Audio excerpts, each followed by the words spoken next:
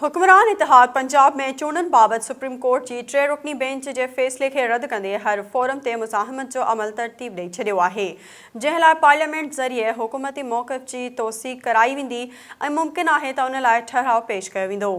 हुकूमती इतिहाद supreme court जे 3 जजनि chief justice Umar Ata Bandial, justice Ijazul Hasan ऐं justice Munib Akhtar ख़िलाफ़ रेफरेंस सुम्हारण ते बि गौर विचार कयो वियो। वज़ीर आज़म शहबाज शरीफ़ जी सदारत हेठि थियल इजलास में हुक्मरान इतिहाद जा अहम फ़ैसिला कया विया। इजलास में हुक्मरान पार्टियुनि जे अॻवाननि शिरकत कई। इजलास में सुप्रीम कोर्ट जे फ़ैसिले जो मुकमल जाइज़ो वरितो वियो, जिते मुस्लिम लीग नून जे क़ाइद नवाज़ शरीफ़, अॻूणे सदर आसिफ अली ज़रदारी, पाकिस्तान पीपल्स पार्टी जे चेयरमैन बिलावल भुट्टो ज़रदारी ऐं लंडन मां पाकिस्तान डेमोक्रेटिक मूवमेंट जे सरबराह मौलाना फज़लुर रहमान शिरकत कई।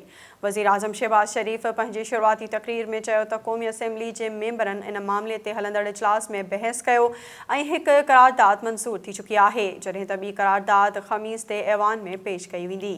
सुप्रीम कोर्ट जी 3 रुकनी बेंच जे फ़ैसिले खे आईनी क़ानून सां मज़ाक़ करार ॾींदे वज़ीर आज़म चयो त उन ते अमल नथो थी सघे।